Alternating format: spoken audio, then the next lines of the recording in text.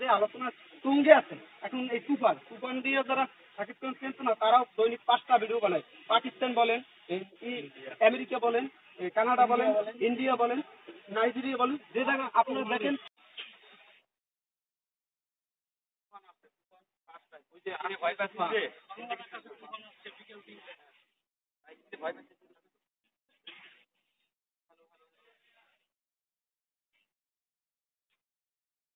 দর্শক আমরা এখন আছি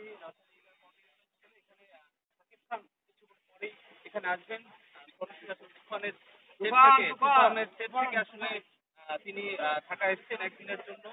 তিনি তার নিজস্ব পরিচালনা প্রতিষ্ঠান যে রয়েছে এখানে মেকআপ প্রতিষ্ঠানটি তিনি প্রচারের জন্য আসছে এখানে। আমরা সাকিবিয়ান ভাই, আমরা ভক্ত না, সাকিবিয়ান সাকিবিয়ান আমরা যারা বলছি তাদের ভাষায় সাকিবিয়ান। আমরা শুনতে চাই আপনারা এখন এখানে কেন?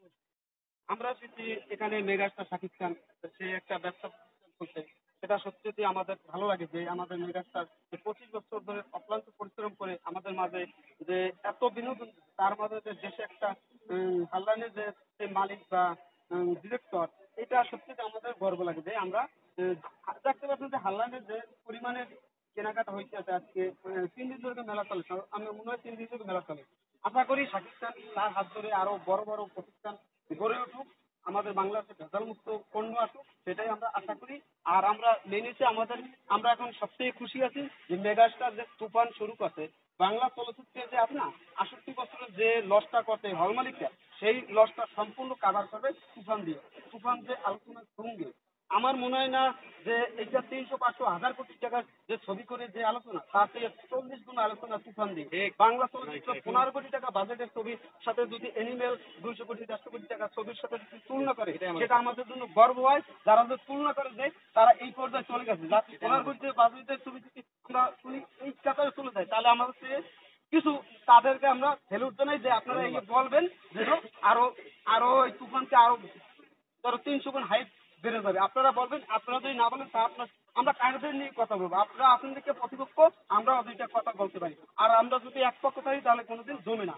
প্রতিপক্ষ যত শক্তি হয় প্রতিপক্ষ যত শক্তি হয় আমাদেরও শক্তি দ্বিগুণ নিয়ে আমরা দেখে বেরিয়ে এটাকে নিয়ে এখানে কোনো নেগেটিভ কোনো কথা নেই। এখানে আমরা পক্ষ, আপনি সে কি বলছেন ওটা আমাদের দেখার সময় নেই।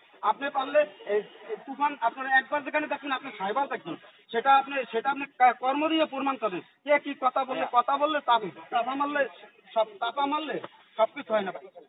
তারপরে ওই সমস্ত আমরা আলোচনা আসছি কে কি বলবো, কে ভাইরাল হচ্ছে, কে আমাদের দেখার সময় নেই। আমরা তুফান আমরা যারা 2বার দেখবো তারা 6বার দেখবো, যেহেতু আমরা আমাদের টার্গেট যে শাকিব খান আমরা যতদিন ধরে রাখবো ততদিন শাকিব খানও বাংলা চলচ্চিত্র থাকবে। আমরা যখন ছেড়ে দেবো তখন তার অস্তিত্ব থাকবে না। এটা আমরা কখনো এই ভুল যদি না করি, মাইশা অনেক প্রলোভন দেখাইবে, সেটা আমরা কোনোদিন যদি না করি। আপনাদের এটাই দায়িত্ব যে আপনারা এই তুফানকে তুফানের মতন, তুফান তো আসছে, তুফান টর্নেডোর দেখে আসবে, কিছুক্ষণ পর মেগাস্টার আসবে, তখন যে এখানে কি টর্নেডো শুরু হবে সেটা তখন 3টার পর আমরা জানতে পারবো কি টর্নেডো শুরু হয়েছে। তার আগে অলরেডি গ্লোবালি টর্নেডো শুরু হয়ে গেছে।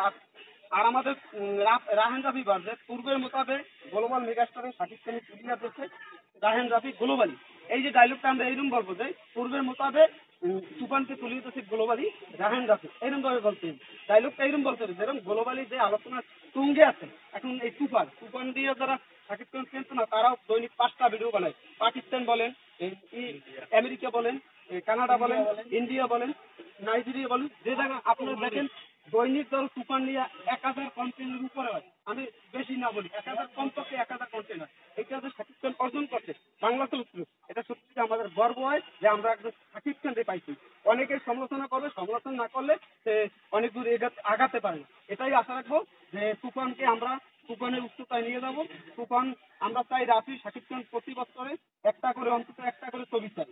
আমরা 2টা চাই না, 2টা ছবি করলে তাহলে মানহীন হইতে পারে। একটা চাই যেরকম যাতে সব উড়ে যায়। ভাই একটা কথা বলি ভাই, তুফানের তো ইনসেকশন আসলে অন্য রকমের থাকে। আপনারা ভক্তদের নতুন লুক